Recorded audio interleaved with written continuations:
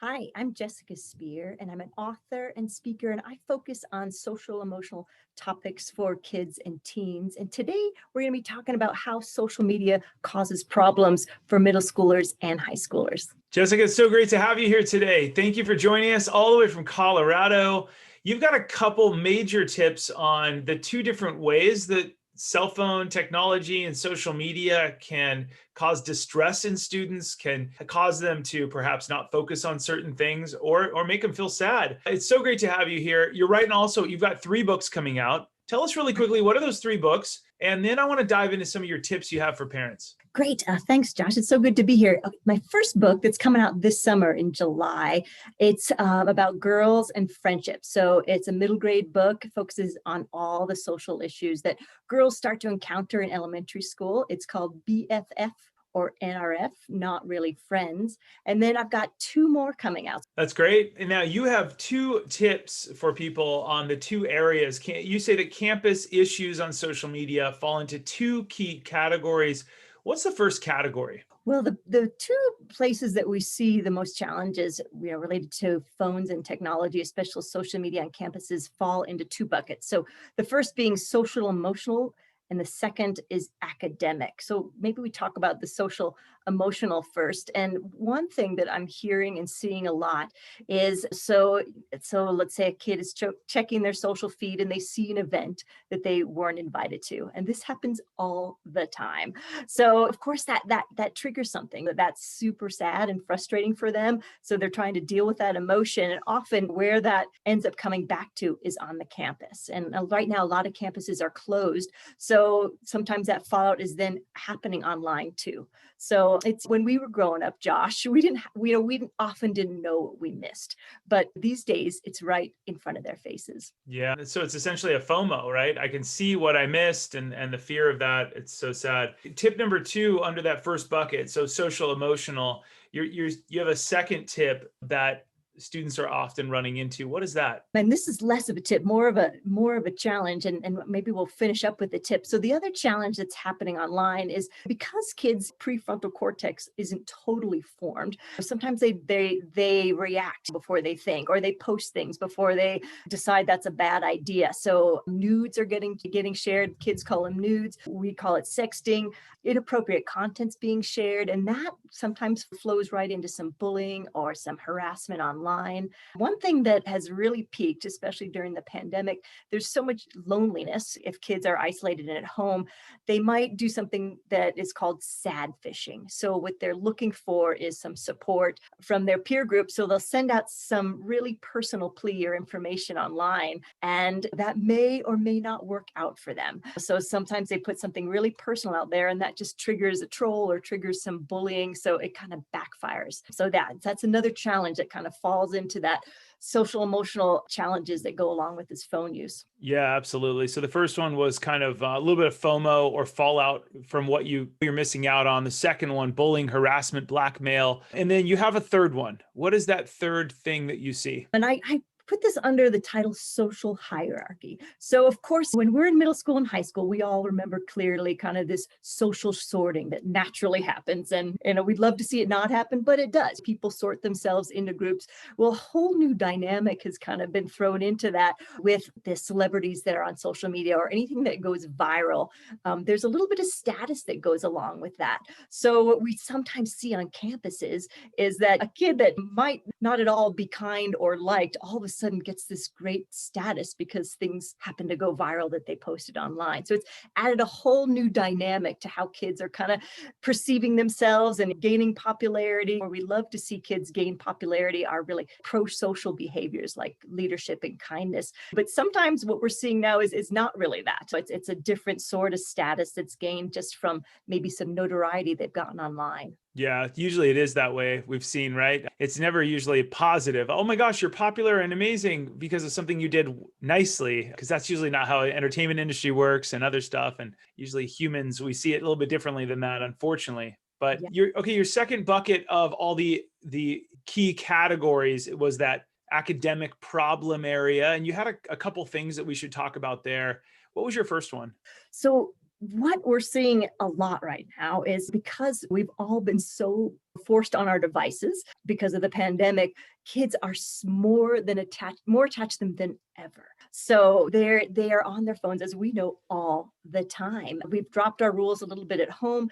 Even schools have loosened those rules a little bit. So more phones being snuck into classrooms. And since kids don't have to be apart from their phones very much, they can't really deal with boredom. So if you're sitting in class, luckily some kids actually are back in class, or if they're in class, or even if they're at home online and they get bored and they know that there's this little phone in their pocket, they're just kind of check out. And they might be in front of the screen for their teacher, but they're actually not. They're kind of disengaged. So the pandemic has been really rough on our abilities to focus and pay attention. Yeah, I don't know if you've noticed this, but have you ever been watching TV? I think our listeners have noticed this too.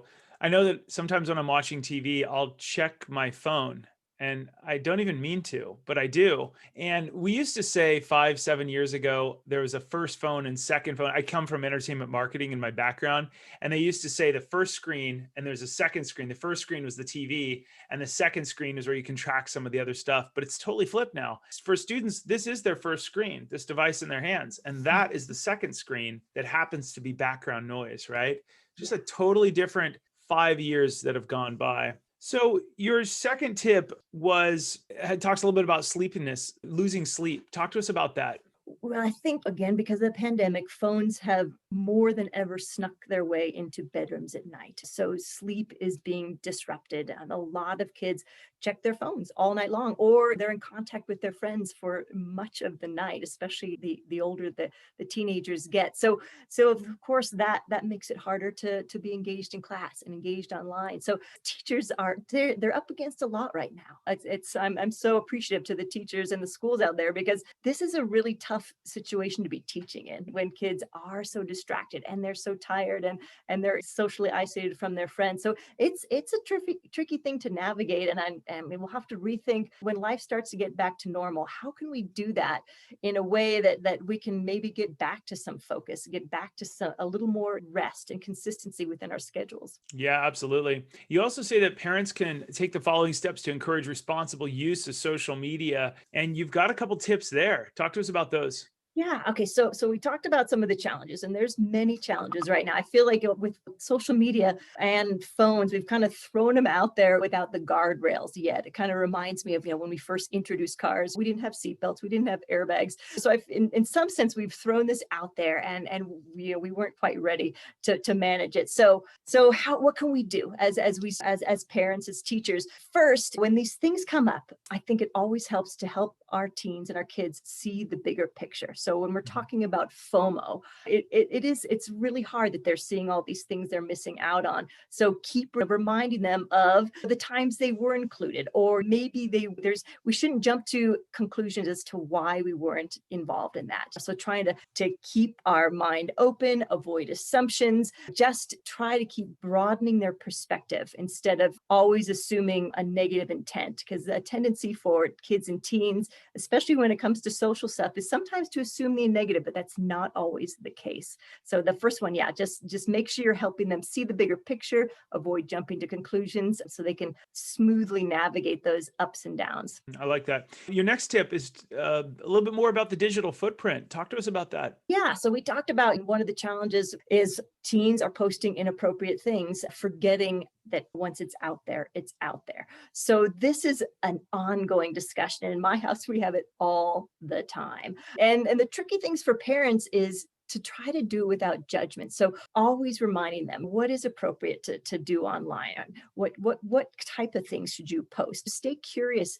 Instead of coming that from a place of dictatorship and judgment, really empathize if you can, and realize kind of the situation they're in, and just constantly reminding them what's appropriate, what's not. Stay curious if you can, kind of monitor what they're doing online. Yeah, absolutely. And that's a big thing that we talk about here at Smart Social, is how to shine online, how to build a positive portfolio that we teach a lot of getting kids focused on their future career and college, so that they will behave a little bit better and have an end goal, a purpose instead of a pastime. Now, your last tip is a little bit about screen time habits and limits. What would you suggest to parents on that note? And I know a lot of people are struggling with this. So we are maybe coming out of this pandemic, and I think we all have an opportunity to kind of reset. So what I'm doing in my house is we are really gently starting to talk about getting back to some of the limits that we had in the past. And I'm including my teens in that discussion. So we're not there yet, and we're kind of taking this slowly and carefully, Yeah. but starting to think about we are hoping to get back to some of the schedules and the screen limits that we let go, like many households did. So my hope is that by starting early, we will be in a good place to do that. And I'm including my kids in that discussion. What I'm also hearing is that high schools are looking at that too. Since a lot of us have let this slip, high schools are rethinking, okay, what is this going to look like when we start to get back to normal and start putting those things back in place? So when we do switch back to a little more normal life, we can all use that opportunity to switch to more positive screen habits. I really like what you've hit on a couple times, including students in the discussion. And for all of our parents listening right now, if you don't have a screen time or social media agreement yet, now is a great time to start implementing one of those as a family. There's a free one at smartsocial.com that you can download if you join our newsletter. It's a couple pages long, but one of the things that's most important, as Jessica is saying here, is work with your kids rather than saying, these are the new rules. And say, hey, how about we do these rules as a family? Will you agree to this? How should we adjust it? What other rules should we add? What should we do? And your students might toss in some great tips. Maybe they say, hey, mom, put your phone down. Mom, you're breaking these rules and you're not setting a good example, which is just absolutely fascinating once you open that dialogue up. Yeah, I love So that. you're in the middle of writing your third book. How exciting, Jessica. You got a lot going on. What if you step back and you have a frequently asked question that you don't think is asked enough or you don't think people are hearing enough? What is it? What would you tell an overwhelmed parent about what's their first tip or the big thing that they must not miss? That's a good question. I think it goes back to always coming to all these discussions from a place of curiosity and not judgment. And that's really hard because as a parent, we get so frustrated that we're getting phubbed. Our teenagers totally looking their phone and ignoring us. So the way to connect is by coming to them from a place of curiosity. So we know that these phones, this technology is a huge part of their life and more than ever now. So by coming from a place of telling them they can't do it or it's all bad, we are starting, from a bad place. So if we start from the place that, hey, I'm really curious and I want to know more about this and tell me how that feels. Can I see what that looks like? So coming from curiosity is going to open the door to these discussions, which hopefully happen a lot. Yeah, you're essentially making the student the expert. Hey, teach me how to do this. I'm Yeah. curious.